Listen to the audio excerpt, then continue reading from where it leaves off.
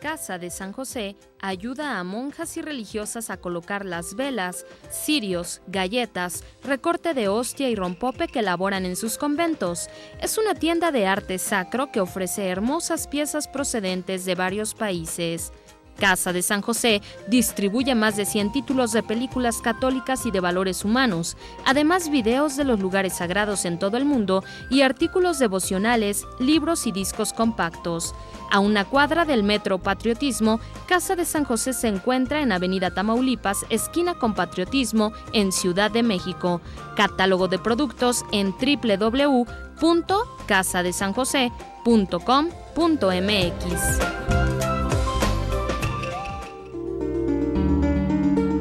El próximo 12 y 14 de enero partiremos en peregrinación a tierras de Sudamérica para participar en la clausura del año jubilar por los 800 años de la Orden de la Merced.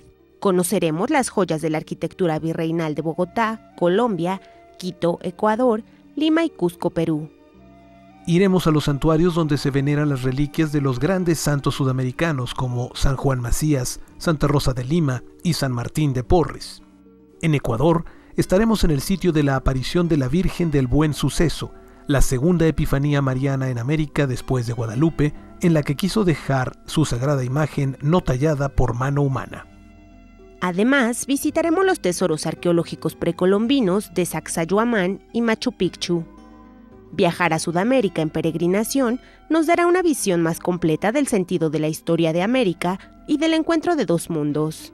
La peregrinación es guiada por expertos y cuenta con la participación en las misas jubilares que se celebrarán en los conventos y basílicas mercedarias a fin de obtener la indulgencia jubilar.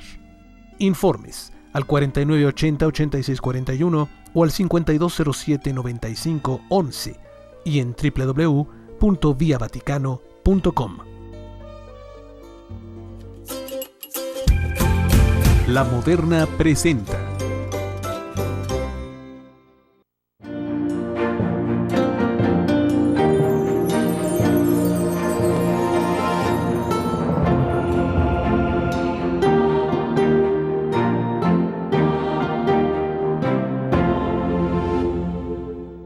Ya estamos aquí, queridos amigos, de vuelta. Estoy platicando con Adolfo Orozco.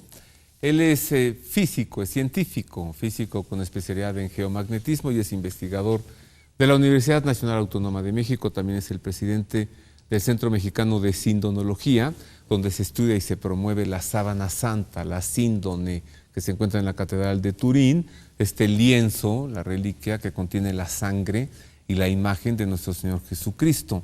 Y estamos hoy hablando acerca de Galileo Galilei, su juicio y su teoría del heliocentrismo, que no es de él, Adolfo, es de Copérnico. Exactamente, fue Copérnico. Y Galileo más bien la promueve, ¿no? Bueno, lo que pasa es que Copérnico, de hecho, no la publica. Él escribe su libro de Revolutionibus Orbis y muere antes de que se publique. Él tenía como miedo de publicarlo porque sabía que iba a pisar algunos callos de los aristotélicos.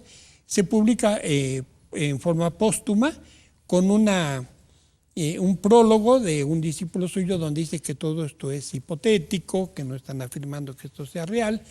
Pero Galileo desde luego conocía el libro de Copérnico, y cuando él con sus estudios del telescopio descubre los satélites de Júpiter, las fases de Mercurio que se parecen a las fases de la Luna, en fin, descubre una serie de hechos que le hacen ver que Copérnico tenía razón. Entonces todo esto él lo descubre a principios entre los años 1610, 1612, 1613, va a Roma, se hace muy amigo de la gran duquesa Cristina de Lorena, pero le empiezan a meter insidias contra ella. Un amigo le dice, en una cena han hablado mal de ti, y entonces él escribe una carta a la gran duquesa Cristina, donde él explica, donde él dice, el libro de la revelación, que es la Biblia, no puede estar peleado con el libro de la fe, con el libro de la naturaleza, porque ambos tienen al mismo autor, pero los intérpretes sí pueden equivocarse. De modo que él, tomando a San Agustín como base, dice, la Biblia hay que entenderla literalmente cuando habla de cuestiones de fe, pero si habla de cuestiones de ciencia, de naturaleza, no se debe tomar literalmente, De modo que cuando se dice que Josué ordenó al sol detenerse, pues hay que tomarlo como una metáfora, no como una realidad. Que así es como se lee ahora la Biblia. Hay muchos pasajes en la Biblia, él argumenta. La Biblia dice que Dios se enoja, que va a castigar, que se contenta. ¿Acaso Dios muda de ánimo? Dios no muda. Es una forma de hablar. Entonces, en muchas partes de la Biblia se usa esta forma metafórica de hablar. Y entonces, cuando habla de ciencia, hay que tomarla en esa forma. Y tenía toda la razón Galileo. Es muy curioso que Galileo, digamos que enseña a los teólogos cómo debe leerse la Biblia en cuestiones de ciencia. Sin embargo, falla a la hora de querer demostrar el movimiento de la Tierra con las mareas. Y los teólogos se equivocan en la forma de leer en la Biblia, pero aciertan al no aceptar la explicación de Galileo. Es toda una comedia, un conjunto de confusiones que hay en todo ese tema sobre Galileo. Galileo indudablemente es uno de los grandes científicos de toda la época. Hizo avances muy destacados, no solo en el telescopio. Él estudió el movimiento de los cuerpos, el plano inclinado, el movimiento de un proyectil. Todo esto fue la base para que después Newton, a finales del mismo siglo XVII, desarrollara sus famosas leyes de la mecánica, las famosas 3 leyes de Newton, que aún no las aplicamos en todo, pero están basadas en muchos de los experimentos que hizo Galileo Galilei. Oye, ¿es cierto que cuando murió Galileo, Newton nació? Pues más o menos. Isaac. Igual, casi cuando muere Copérnico, Galileo nace un poquito después de la muerte de Copérnico. Hicimos más investigaciones para usted, a ver, resumamos. Galileo y la Iglesia, porque hay que aclarar una cosa, Adolfo, que la Santa Inquisición solo juzgaba a católicos. Claro. Punto. O sea, si alguien no era bautizado, no tenía nada que hacer con él. Entonces, Galileo, bautizado, católico. ¿Cuál fue pues su relación con la Iglesia? Mire. Galileo Galilei, astrónomo, filósofo, matemático y físico, estuvo relacionado con casi todas las ciencias. Sus logros incluyen la mejora del telescopio, gran variedad de observaciones astronómicas, la primera ley del movimiento y un apoyo determinante para el copernicanismo. Ha sido considerado como padre de la astronomía moderna, de la física moderna y de la ciencia. Su trabajo es considerado como una ruptura de las ideas aristotélicas y su enfrentamiento con la Iglesia suele tomarse como ejemplo de conflicto entre la autoridad y la libertad de pensamiento en la sociedad occidental. Su afirmación del heliocentrismo o el Sol como centro del sistema solar se contrapuso a la teoría del geocentrismo, la Tierra como centro del sistema, que se pensó era afirmada en las Sagradas Escrituras, lo que supuso que la ciencia atentaba contra la fe en la creación, así como que los textos bíblicos no eran válidos para una verdadera ciencia.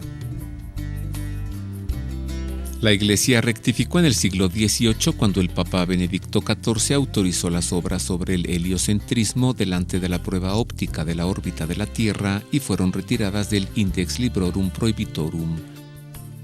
En 1939, el Papa Pío XII describió a Galileo como el más audaz héroe de la investigación, sin miedos a lo preestablecido y los riesgos a su camino, ni temor a romper los monumentos. En 1992, Juan Pablo II rindió homenaje a Galileo durante un discurso en la Pontificia Academia de las Ciencias y reconoció claramente los errores de ciertos teólogos del siglo XVII en el asunto.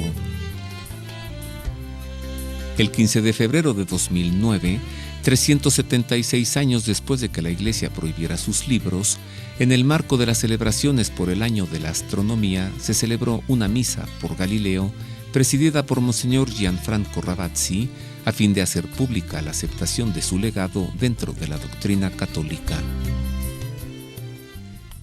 ¿Tú recuerdas, querido Adolfo, cuando el Papa Benedicto XVI fue invitado para acudir a la Universidad de la Sapienza de Roma, que no es una universidad pontificia, es una universidad secular o laica, y como muchos de los profesores y alumnos se opusieron y muchos estaban felices, ¿no? Él dijo finalmente, si alguien quiere que no vaya, no voy, y listo. Pero los argumentos de los que no querían que fuera era ese. Es que lo que le hicieron a Galileo. ¿Por qué va a venir el Papa a una universidad si el Papa y la Iglesia están en contra de la ciencia? ¿Recuerdas? Sí, claro, pero mira, todos esos argumentos son argumentos ideológicos, no son argumentos científicos. Pensé que ibas a decir idiotóticos. Pensé que ibas a decir, son argumentos idiotas, pues son argumentos ideológicos. Ideológicos, así ¿De es. falsas ideologías o qué? Sí, claro, porque ya es un hecho bien conocido, lo que te comentaba hace un momento, que en el caso de Galileo acertó en teología, cómo leer la Biblia, y le falló la prueba del movimiento de la Tierra, aunque tenía razón en que la Tierra se movía. Los teólogos fallaron en la lectura de la Biblia, pero acertaron en que no era prueba lo que argumentaba Galileo. Galileo desobedeció una orden confiado en su amistad con el Papa, una orden que finalmente había sido establecida varios años antes, y Galileo, para él era muy claro que no había ninguna confusión. De hecho, ahora recientemente, en este evento del año 2009, se propuso que Galileo fuera el patrono del diálogo entre ciencia y fe. Y mucha gente puso el grito en el cielo, pero a mí me parece muy adecuado. ¿Quién mejor que Galileo, que supo enseñar cómo debe leerse la Biblia en estos casos, en estos temas, que sufrió esa persecución, que no era de la Iglesia, eran de sus enemigos? Fueron sus enemigos los que lo acusaron. Tenía muchos amigos en la Iglesia. Gracias a eso, a los logros que él tenía y a sus amigos, la condena fue una condena muy light. De modo que no fue un conflicto entre la ciencia y la fe. Fue un conflicto entre los galileanos y los antigalileanos. Los aristotélicos y los no aristotélicos. Y los no aristotélicos. Que terminó con una actitud de Galileo queriendo engañar a la Inquisición, lo cual finalmente a nadie le gusta, con una condena de sospechoso de herejía, pero no de hereje, y con un castigo relativamente suave, dado además de que ya era una persona grande, se estaba quedando ciego, pero finalmente tenía, como te digo, tenía muchos amigos. Esto se saca cada vez recientemente. Todavía el Papa Juan Pablo II, en 1981, en el aniversario, los 100 años del nacimiento de Einstein, formó una comisión para que le diera carpetazo al asunto. Esa comisión, se abrieron los expedientes del caso de Galileo, se leyeron la comisión de un dictamen final, reconociendo que hubo errores por parte de la Iglesia, de la Inquisición, hubo errores por parte de Galileo, están los documentos a la vista para quien quiera investigarlo, pero la gente lo sigue usando. Te sigues encontrando con gente en la calle. Matas un gato y eres matagatos. Sí, pero aún académicos. Qué vergüenza lo de la Sapienza. Sí. ¿Cómo es posible y en Roma, la urbe, que le hayan hecho? Mira, yo lo viví en la UNAM, y perdón que lo diga aquí, esa persecución a la gente que piensa que tiene ideas religiosas. Yo lo viví en mi propio trabajo porque no hay ese respeto a la forma de pensar de los demás. Hay todo un grupo ideológico para quienes la religión es un enemigo, y como un enemigo hay que atacarlo. O sea, Richard Dawkins, un biólogo molecular que es ahorita el máximo exponente del ateísmo militante contra la Iglesia, dice en su libro El espejismo de Dios, al principio, yo me hice ateo porque quise, no por la ciencia, no por la fe. Un día de joven, tenía 18, 19 años y pensé, ¿puedo ser ateo? ¿Por qué no? Y decidió ser ateo. Muy respetable su actitud, pero no fue porque la ciencia le haya enseñado que la religión no fuera verdadera, simplemente porque él quiso ser ateo. De modo que finalmente el caso de Galileo, aunque está zanjado académicamente, seguirá siendo un caso que usarán las gentes para atacar a la Iglesia, porque pues la inmensa mayoría de la gente no conoce el tema. Gracias a ti ha sido posible dar a conocer este tema en forma más amplia, porque en realidad, ¿quién mejor que la Iglesia, fundadora de las universidades, para ser promotora y no enemiga de la ciencia? Sí, sin embargo hay quien dice, lo quemaron en la hoguera. Bueno, mire, si usted quiere conocer más, le comparto un tesorito que me encontré es este libro publicado por la BAC, la Biblioteca de Autores Cristianos, muy bueno.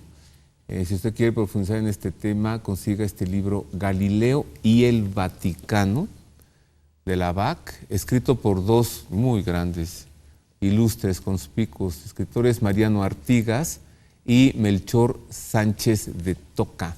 ¿Y sabe dónde lo puede conseguir? Ahí donde yo me hice de él, en cualquiera de las librerías Buena Prensa, en toda la República Mexicana. Vaya a Buena Prensa y ahí lo encuentra. Galileo y el Vaticano, historia de la Comisión Pontificia de Estudio del Caso Galileo. No más. Bueno, hacemos una pausa, es breve. Volvemos con esta carta de la que ya nos hablaba Adolfo Orozco, la carta que escribió Galileo a la duquesa Cristina de Lorena, ella familiar de nuestro emperador, Maximiliano de Habsburgo y Lorena. Y una pausa, volvemos con esto y con más.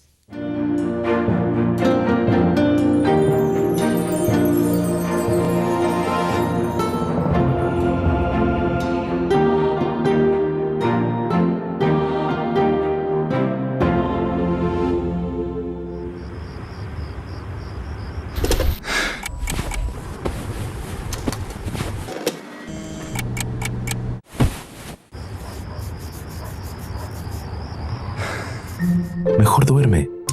Subzeta, inductor natural del sueño. Contiene melatonina natural. Es sublingual de rápido efecto y no crea adicción. Encuéntralo en sus presentaciones de 3 y 5 miligramos. Mejor duerme. Subzeta es de Medix.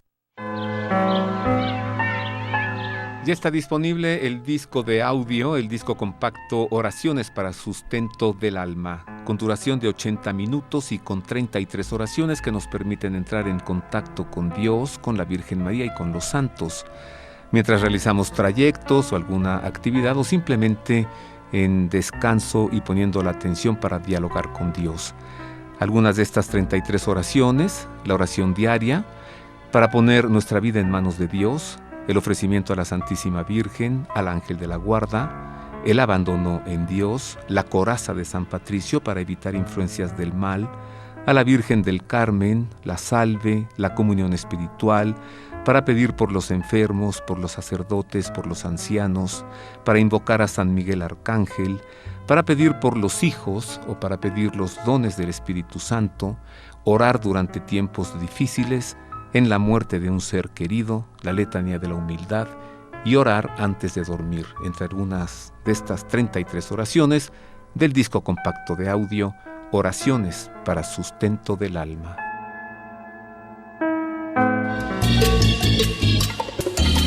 La historia refiere que en el año 1892 se inventó la torta, gracias a Armando Martínez Centurión, fundador de Armando Tortas, que continúa hasta nuestros días gracias a sus descendientes.